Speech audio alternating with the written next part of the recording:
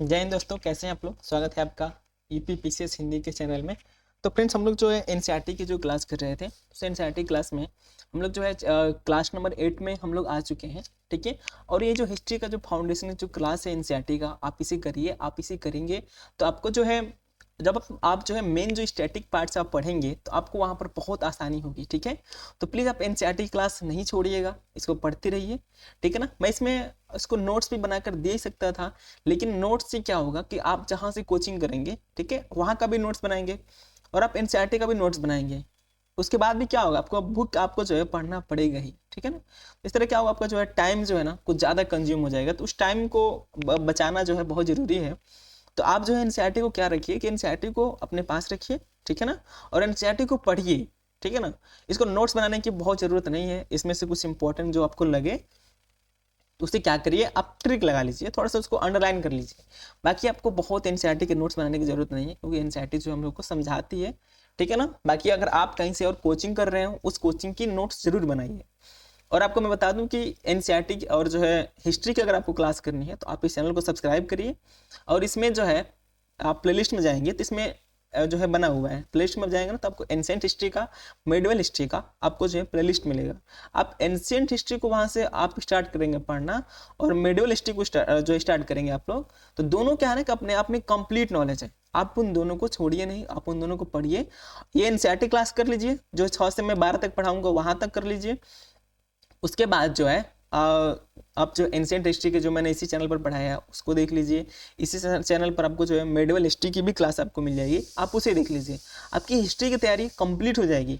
और बहुत जल्द ही जो है मेडिवल हिस्ट्री थोड़ा सा बचा हुआ है। हम लोग अलाउद्दीन खिलजी के बारे में पढ़ रहे हैं। हम लोग इसके पहले जो है गयासुद्दीन बलबन के बारे में पढ़ा, जो बहुत एक इंपॉर्टेंट टॉपिक है, एक बहुत अपने आप में महत्वाकांक्षी राजा रहता है, सुल्तान होता है।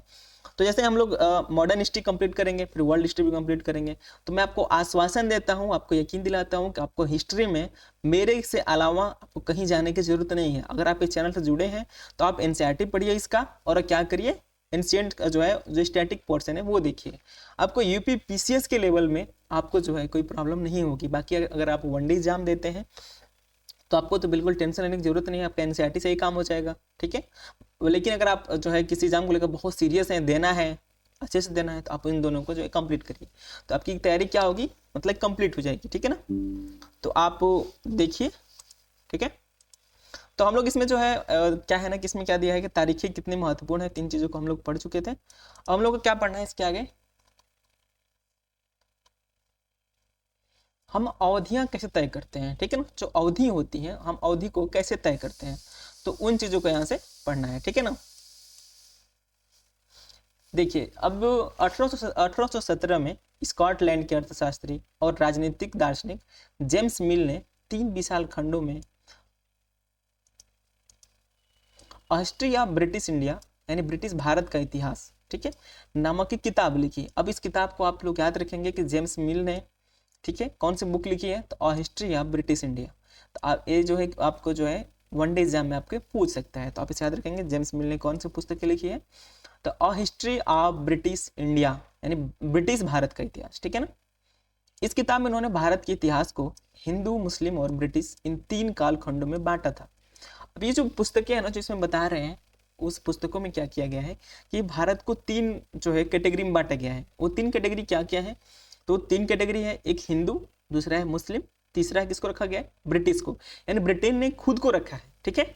इसको 3 जो है खंड में बांटा है। इसमें कालखंड के इस निर्धारण को ज्यादातर लोगों ने मान भी लिया। ठीक है, मतलब कई लोगों ने इसको मान लिया। क्या आपको भारतीय इतिहास को समझने के लिए इस तरीके में कोई समस्या दिखाई देती है, ये आपसे क्वेश्चन है। ठीक है। इतिहास को हम अलग अलग काल खंडों में बांटने की कोशिश क्यों करते हैं, अब यहाँ पर मतलब ये बताने की कोशिश कर रहा है कि हम लोग जो इतिहास को जो पढ़ते हैं, ठीक है, तो इसको हम लोग अलग अलग खंडों में क्यों बांटते हैं। अलग अलग खंडों में बांटने का मतलब ये है कि जो एक नहीं होता है, जो परतदार होती है और एक सही घटनाक्रम की जानकारी हम लोग को प्राप्त हो जाती है। ठीक है। इसकी भी एक वजह है, हम एक दौर की खासियतों, उसके केंद्रीय तत्वों को पकड़ने की कोशिश करते हैं, इसलिए ऐसे शब्द महत्वपूर्ण हो जाते हैं जिनके सहारे हम समय को बांटते हैं। ये शब्द अतीत के बारे में हमारे विचारों को दर्शाते हैं, वे हमें बताते हैं कि एक अवधि से दूसरी अवधि के बीच आए बदलाव का क्या महत्व होता है। यानी मतलब आप जो है जैसे खंड में बांटेंगे तो क्या होगा, जैसे कि एक अवधि में यानी एक टाइम पीरियड के बाद आप दूसरे टाइम पीरियड में जा रहे हैं, दूसरे बदलावों को देख रहे हैं, ठीक है ना। तो हिस्ट्री में आपको पता है कि जो है बदलाव का जो है सब्जेक्ट है, आपको क्या देखना है, तो बदलाव देखना है। आप एक खंड से दूसरे खंड में जाएंगे तो आपको इसमें क्या देखने को मिलेगा, जो है इसमें क्या परिवर्तन हुए हैं, ठीक है। अब जो जेम्स मिल है, इनको लगता था कि सारे एशियाई समाज, ठीक है, सभ्यता के मामले में यूरोप से पीछे हैं। अब देखिए जो ये जेम्स मिल है, क्योंकि आपको मैं बता दूं कि जो ब्रिटिश लोग जब भारत पर जब ये लोग राज्य किए, ठीक है, तो ये ब्रिटिश क्या मानते हैं भारत को, तो भारत को नहीं, सभी सभी एशियाई समाज को ही पीछे मानते हैं लोग। ये लोग मानते हैं कि जो हमारे ब्रिटिश सत्ता है और ब्रिटिश समाज है, जो सोसाइटी है, वो इन एशियाई यानी एशिया में बहुत सारे देश हैं, लगभग 35 देश हैं, इन सबसे क्या है, आगे है। यानी ये लोग क्या है, एशियाई समाज की सभ्यता से आगे हैं, ठीक है। और ये इतिहास की उनकी समझदारी ये थी कि भारत में अंग्रेजों के आने से पहले यहाँ हिंदू और मुसलमान तानाशाहों का ही राज चलता था। यहाँ चारों ओर केवल धार्मिक बैर, जातिगत बंधन, अंधविश्वासों का ही बोलबाला था। यानी ये जेम्स मिल ये पुस्तक में बताने की कोशिश कर रहे हैं कि जब हम लोग जो है यानी ब्रिटेन के लोग, जब ब्रिटिश जब भारत पर राज्य करता है, अपना साम्राज्य बनाता है, इस साम्राज्य के पहले भारत की स्थिति कैसी थी, तो ये लोग जो है केवल और केवल धार्मिक पर आधारित थे। धार्मिक किस पर, धार्मिक कट्टरता पर, यानी धार्मिक बैर पर। यानी ये लोग जो है धर्म को लेकर लड़ते थे, ठीक है। उसके बाद ये लोग किसमें जो है, ये लोग जातिगत बंधन यानी जो है केवल जो है मतलब जो है जाति के आधार पर लड़ते रहते थे, और अंधविश्वासों का ही मतलब ये लोग मानते थे। यानी किसमें डूबे रहते थे ये लोग, तो अंधविश्वास में, ठीक है। तो ये जो है कौन मान रहा है, तो ये जो है ब्रिटेन के लोग मान रहे हैं। और ब्रिटेन का जो एक लेखक है जिसका नाम जेम्स मिल है, इन्होंने एक पुस्तक लिखी है, ब्रिटिश भारत का इतिहास। इस पुस्तक में इनकी कुछ बातें हैं, ठीक है। जो जेम्स मिल की राय में ब्रिटिश शासन भारत को सभ्यता की राह पर लिए जा सकता था।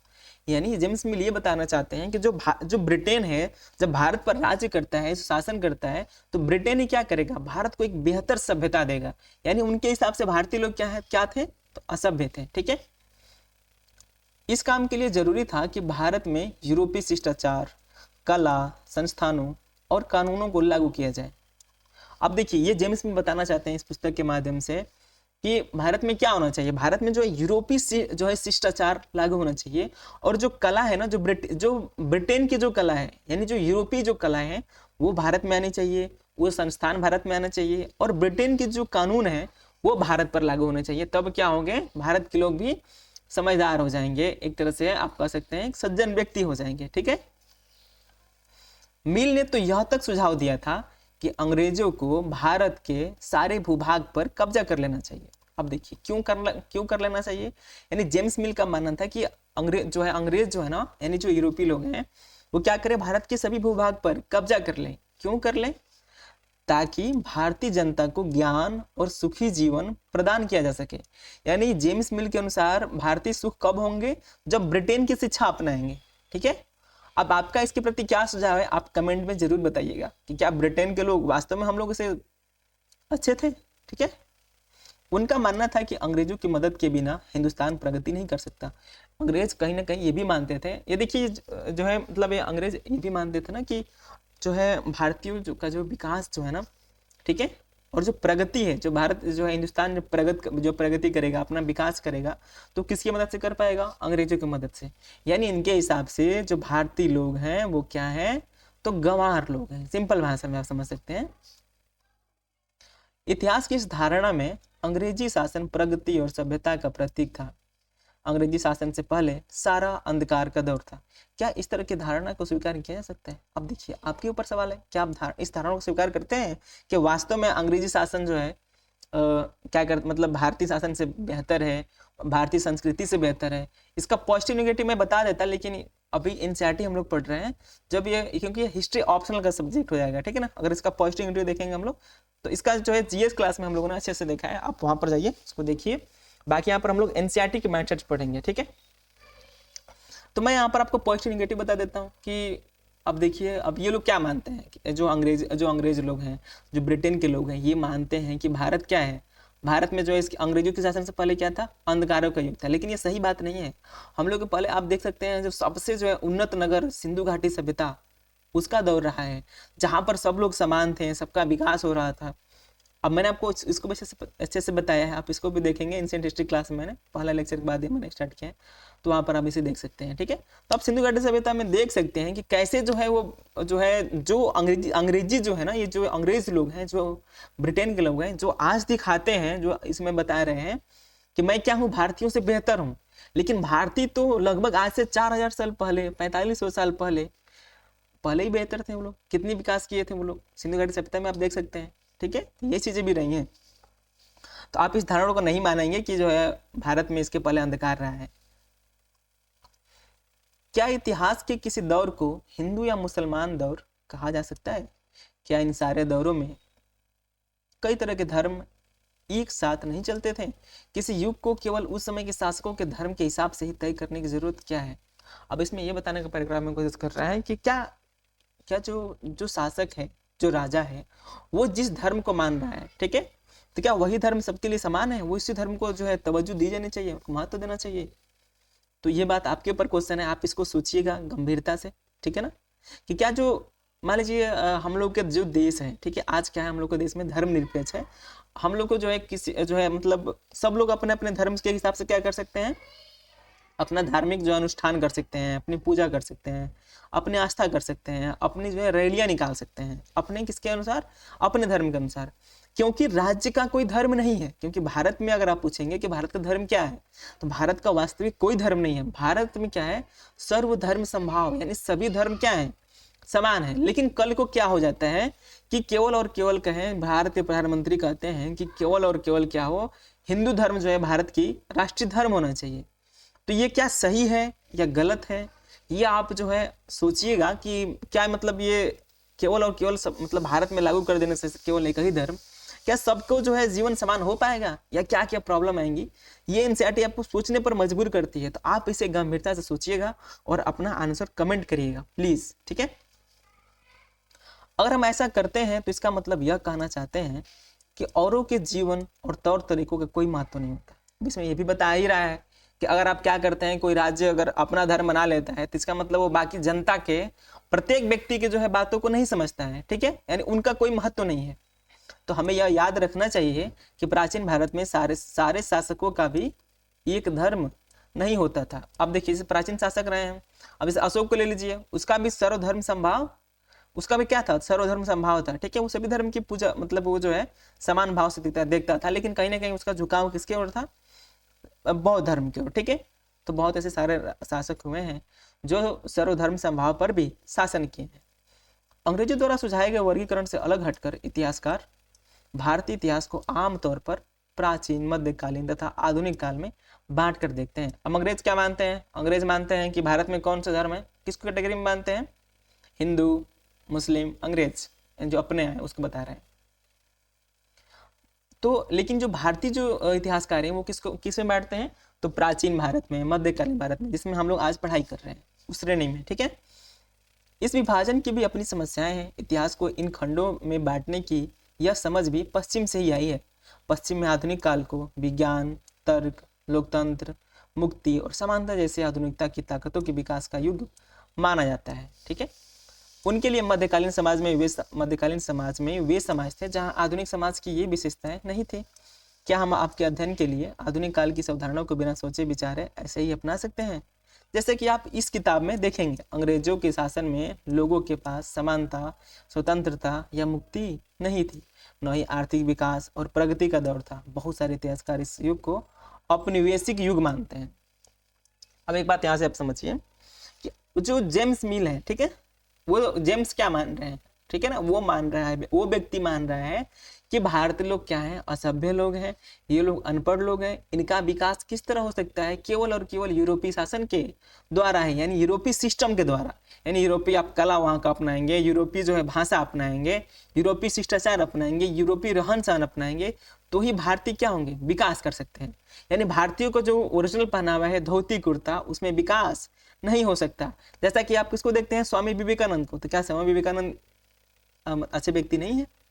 तो वो चीज़ बताने की यहाँ पर कोशिश हो रही है।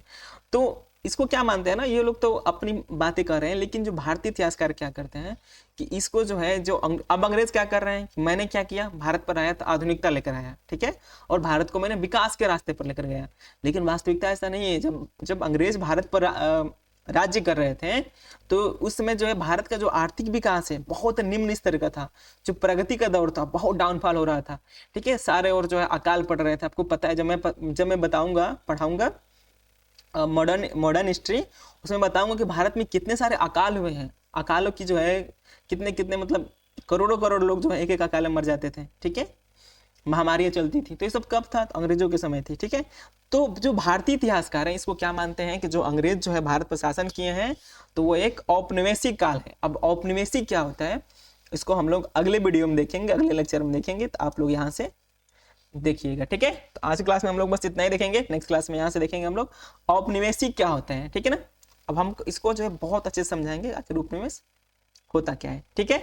आज क्लास में बस इतना ही। नेक्स्ट क्लास में हम लोग यहाँ से देखेंगे औपनिवेशिक क्या होता है।